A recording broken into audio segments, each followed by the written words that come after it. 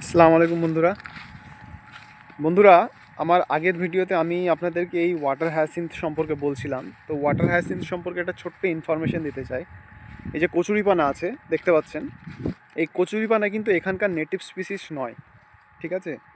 ব্রিটিশরা যখন ভারতবর্ষে এসেছিল তখন ওনাদের দেশ থেকে কিন্তু ওনারা এই কচুরিপানা নিয়ে এসেছিল।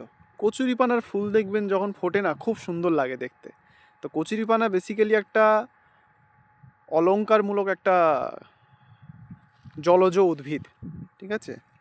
এটাকে ওদের দেশে সেই টাইমে কি হতো, ওরা ছোট্ট কোনো ভেসে মানে ফুলদানিতে কোনো কিছুতে জল রেখে এগুলোকে পানি রেখে এগুলোকে ওই কচুরিপানাকে ওর উপর রেখে দিত।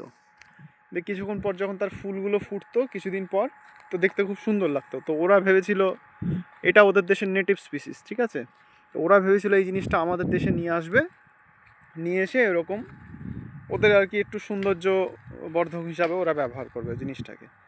তো প্রাথমিকভাবে ওরা ব্যবহার করেছিল, কিন্তু পরবর্তীকালে এই ওয়াটার হায়াসিন্থ, এই কচুরিপানা কোনো ক্রমে বাংলার নদ নদীতে এসে মিশে গেল। এবং যখন মিশে গেল, এটা তো এখানকার নেটিভ স্পিসিস নয়। তো এটা যখন নদীতে চলে আসে তখন কিন্তু অন্য কোনো কিছুকে আর গ্রোথ হতে দেয় না। এবং যেখানেই দেখবেন ওয়াটার হায়াসিন্থ আছে সেখানে একদম যদি পুষ্টি পেয়ে যায় চারিদিক থেকে, ইউট্রিফিকেশন যদি হয়ে যায়, যে পাশের যে ক্ষেত খামার আছে সেখান থেকে যে সারযুক্ত যে সমস্ত পানি আছে সেটা যখন বয়ে বয়ে এই সমস্ত দিঘি নদী নালাতে এসে পড়ে, তখন কি হয়, এই কচুরিপানাগুলো প্রচণ্ড পুষ্টি পেয়ে যায়, যেটাকে ইউট্রিফিকেশন বলে।